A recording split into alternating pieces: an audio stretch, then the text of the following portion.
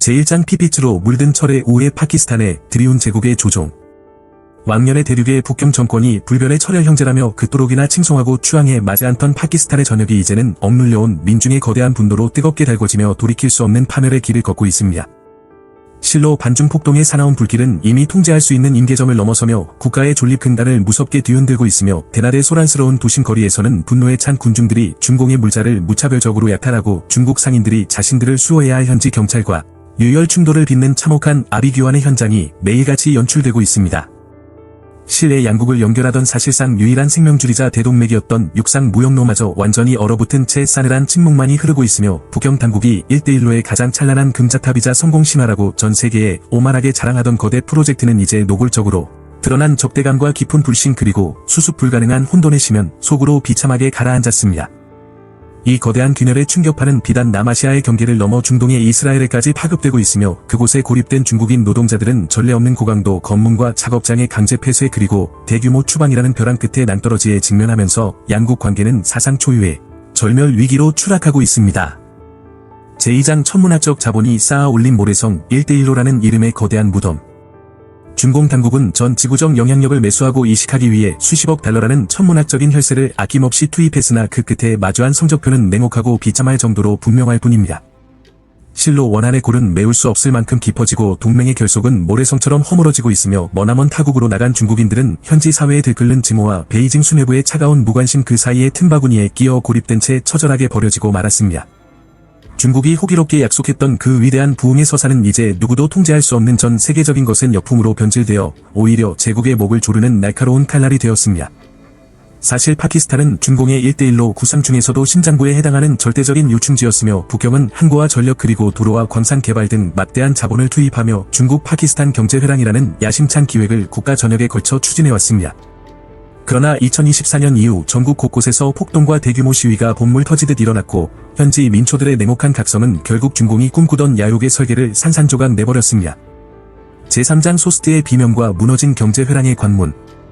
중공의 1대1로 구상이 인민들에게 실질적인 수혜를 준 적이 단 한 번도 없으며 오히려 경제에 치명적이고도 영구적인 상흔만을 남겼다는 냉혹한 진실이 이제야 만천하에 그 추악한 민낯을 드러낸 것입니다.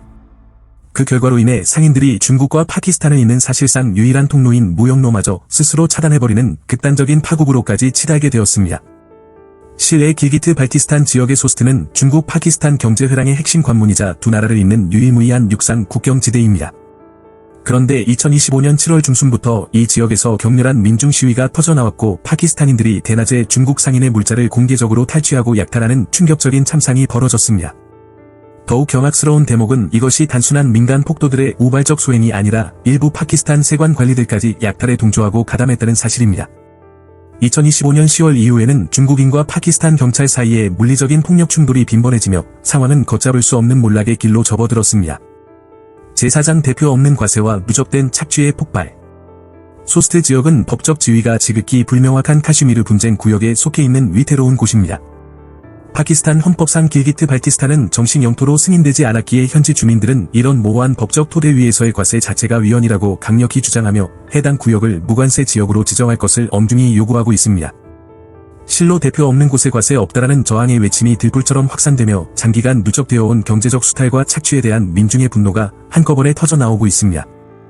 현지 주민들은 중국 파키스탄 경제회랑의 대동맥인 길기트가 그 어마어마한 프로젝트의 과실을 전혀 누리지 못했다며 울분을 토하고 있습니다.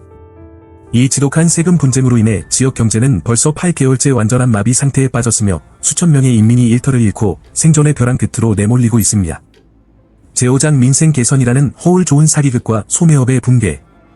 숙박과 운송 그리고 소매업을 망라한 전 산업 분야가 붕괴의 위기에 직면했으며 물류의 지연과 파손으로 인해 수백만 달러라는 막대한 경제적 손실이 발생했습니다.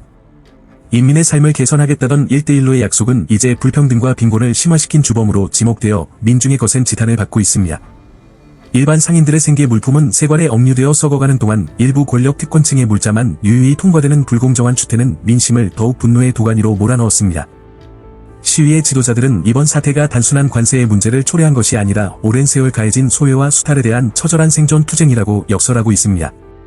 이제 민중의 저항은 도로 점거를 넘어 노골적인 반중 폭력 사태로 격화되고 있으며 길기트 일대에서는 중국 상인들을 겨냥한 무차별 약탈 행위가 끊이지 않고 있습니다.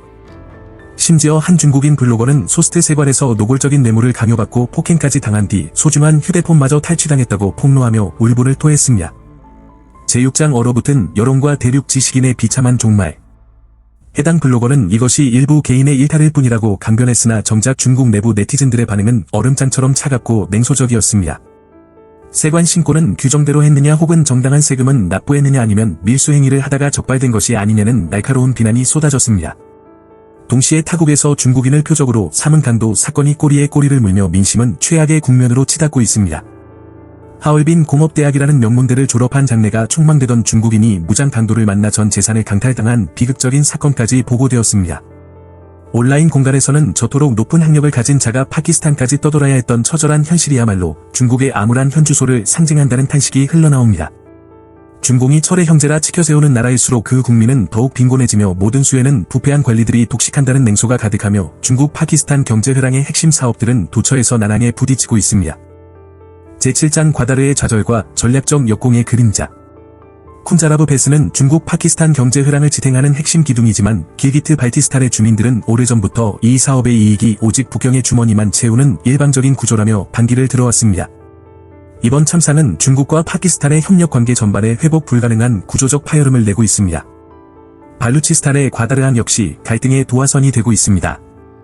경제적 번영의 상징이라 칭송받던 과다르는 오히려 현지 주민들에게 좌절과 절망만을 안겨준 죽은 공간이 되었고 일자리와 자원은 외부 세력이 모두 독점해버렸습니다. 원주민들은 자신들의 정체성과 삶의 터전을 위협받는 극도의 공포를 느끼고 있으며 테러의 위험마저 급증하여 중국인 노동자들은 이제 직접적인 처단의 대상이 되고 있습니다. 그럼에도 중공의 관영 언론들은 이 심각한 사태를 축소하고 은폐하기에만 급급한 실정입니다. 중공 정권은 자국 납세자들의 혈세를 쏟아부어 해외 인프라를 건설하고 영향력을 확장하려 하지만 그 피해의 불길은 결국 무고한 외국인과 중국 인민 모두에게 번지고 있습니다. 제8장 미국의 전략적 귀환과 위태로운 제국의 위상.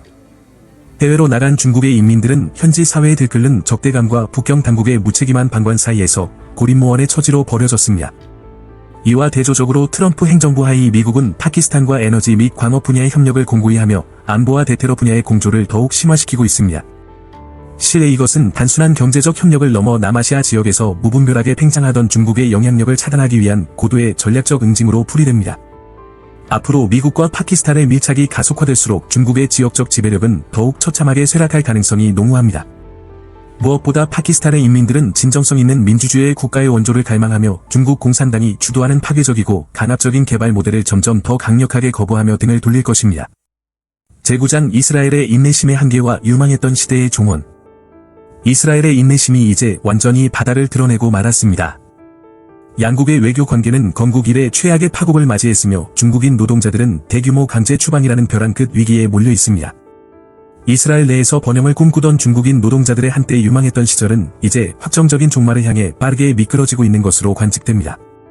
2025년 말부터 텔아비브와 북경 사이의 긴장 지수가 수십 년 만에 최고치에 도달하자 이스라엘 정부는 중국인에 대한 비자 승인을 대폭 제한하고 전방위적인 압박 단속 조치를 단행했습니다. 텔아비브의 어느 건설 현장에서 유출된 영상은 그 참혹한 반전의 순간을 고스란히 투영하고 있었습니다. 경찰차들이 공사장의 출입구를 겹겹이 봉쇄한 가운데 수백 명의 중국인 인부들이 밖으로 나오지 못한 채 망연자실하게 서 있는 광경이었습니다. 제10장 공포와 좌절 속의 강제 숙정 그리고 비참한 연행. 어떤 이들은 보도 블록 위에 힘없이 주저앉아 있었고 또 다른 이들은 차 안에서 대기하며 공포와 절망 그리고 앞날을 알 수 없는 불확실성이 뒤섞인 비참한 표정을 짓고 있었습니다. 실내 이 충격적인 영상은 사회관계망 서비스를 통해 순식간에 전 세계로 퍼져나갔으며 이스라엘이 머지않아 중국인 노동자들을 대거 축출할 것이라는 전망에 거센 불을 지폈습니다. 다른 영상들 속에는 더욱 처절한 장면들이 담겨 있었습니다. 이스라엘 군경이 노동자들의 숙소와 작업장을 기습하여 공격적인 대규모 소탕 작전을 벌였고 불법 체류자를 찾아내기 위해 험준한 상속 동굴까지 샅샅이 수색하는 집요함을 보였습니다. 일부 노동자들은 현장에서 짐승처럼 끌려갔으며 어느 사건에서는 중국인 노점상이 서류 검사를 받는 와중에 길바닥에 강제로 무릎을 꿇려지는 굴욕적인 처우를 당하기도 했습니다. 이와 더불어 2025년 9월부터는 이스라엘 정부가 어떠한 사전 설명도 없이 특정 중국 기업 소속의 인력 122명을 즉각 해고하라는 전격적인 지시를 하달했다는 보도까지 전해졌습니다. 제11장 20억 위안의 대가와 파산하는 경제적 희망. 신규 중국인 건설 인력에 대한 노동허가 승인이 완전히 중단되면서 조만간 들이닥칠 대규모 추방의 공포는 노동자들 사이에서 걷잡을 수 없이 커지고 있습니다. 공식적인 통계 수치에 의하면 약 2만 명의 중국인이 이스라엘에서 합법적인 고용 상태에 있다고 합니다. 그러나 비공식적인 추산치까지 더하면 불법 체류자를 포함한 실제 숫자는 10만 명을 훌쩍 넘길 것이라는 분석이 지배적입니다. 이들 대부분은 험난한 건설 현장에 집중되어 있으며 월급은 3만에서 4만 위안 정도로 중국 본토에서 결코 만져볼 수 없는 고액의 임금을 수령하고 있습니다.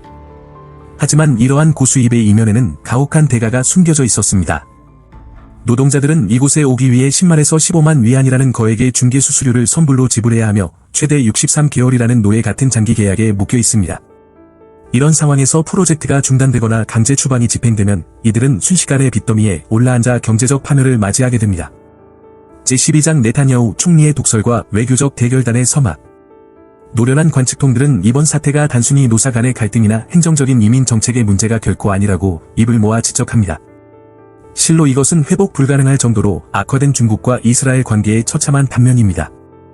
베냐민 네타냐후 이스라엘 총리는 최근 중국과 카타르가 힘을 합쳐 이스라엘을 포위하고 공격하고 있다며 서방의 소셜미디어 공간에서 이스라엘 국가의 존립 가치를 훼손하려는 비열한 여론전을 획책하고 있다고 공개적으로 맹비난을 퍼부었습니다. 그의 이러한 거침없는 발언은 그동안 북경을 향해 유지해오던 신중하고 절제된 외교적 기조에서 완전히 이탈했음을 선언하는 것과 다름없습니다. 북경에서 개최된 샹산 포럼에서는 양측의 갈등이 더욱 노골적이고 험악하게 폭발했습니다. 칭화대의 옌세퉁 교수는 이스라엘의 국방무관 알라드 조산을 대중 앞에서 정면으로 겨냥해 이스라엘이 가자 지구에서 7만 명 이상의 민간인을 학살했다고 비난하며 삿대질과 거친 언사로 몰아붙였습니다. 제13장 도덕적 명확성의 부재와 파탄난 동맹의 잔해. 일부 중공 찬양론자들은 그의 대담한 도발에 박수를 보냈으나 훨씬 더 많은 지식인들은 그를 사이비 학자라고 질타하며 그의 무례한 언행이 국제사회에서 중국의 체면을 깎아내리고 객관적인 사실관계를 왜곡했다고 강력히 비판했습니다. 이날 선충돌은 양국 관계의 골이 얼마나 깊고 험악해졌는지를 극명하게 증명합니다. 이스라엘은 이번 비극적인 전쟁의 근원적 원인이 하마스의 테러 행위에 있다고 역설하며 12명의 중국 인민을 포함한 무차별적인 학살과 인질 납치 사태를 움직일 수 없는 증거로 제시하고 있습니다. 그러나 북경 당국은 하마스를 명시적으로 규탄하지 않은 채 오직 절제와 휴전만을 앵무새처럼 되풀이해왔고 이스라엘 내부에서는 이를 테러 조직에 대한 암묵적 지지로 받아들이는 시각이 널리 퍼져 있습니다. 실로 이스라엘의 수많은 논객들은 중국이 여성과 어린이를 향한 하마스의 야만적 폭력을 비난하기를 주저하는 태도야말로 도덕적 명확성이 결여된 추태라고 지적합니다. 제14장 기술 협력의 몰락과 대만 밀착이라는 전략적 도박. 이스라엘은 과거 중동 지역에서 중국의 가장 긴밀하고 신뢰할 수 있는 파트너 중 하나로 손꼽히던 나라였습니다. 제2차 세계대전 당시 수천 명의 유대인을 사지에서 구해낸 호풍산 영사의 고귀한 일화부터 수십 년 동안 이어져 온 첨단 기술과 군사 분야의 협력에 이르기까지 이스라엘은 중국의 현대화 과정에서 중요한 역할을 수행했습니다. 실로 이스라엘은 레이더 시스템과 고성능 무인기 그리고 사이버 보안과 첨단 관계 기술 등을 중국에 아낌없이 제공해왔습니다. 그럼에도 불구하고 북경은 정작 이스라엘이 국가적 위기에 처했을 때 실질적인 지지나 공조를 거의 보여주지 않았습니다. 2023년 이후 이스라엘은 이에 대응하여 대만과의 관계를 공격적으로 강화하며 중국이 신성시하는 하나의 중국 원칙에 정면으로 도전하고 있습니다. 2025년 7월 23일 이스라엘의 초당파 의원 연합은 대만의 세계보건기구 참여를 공식 지지하는 성명을 발표하며 전례 없는 외교적 승부수를 던졌습니다. 제15장 김정은의 서늘한 배신과 처형의 위협이 감도는 국경. 북한의 김정은이 시진핑을 배신하면서 북중 관계는 급속도로 냉각기를 넘어 동토의 땅으로 변하고 있습니다. 평양 정권은 이제 베이징과 거리를 두는 소극적인 대응을 넘어 중국제 휴대전화를 사용하는 행위 자체를 국가에 대한 반역으로 규정하고 처형까지 운운하며 인민들을 위협하고 있습니다.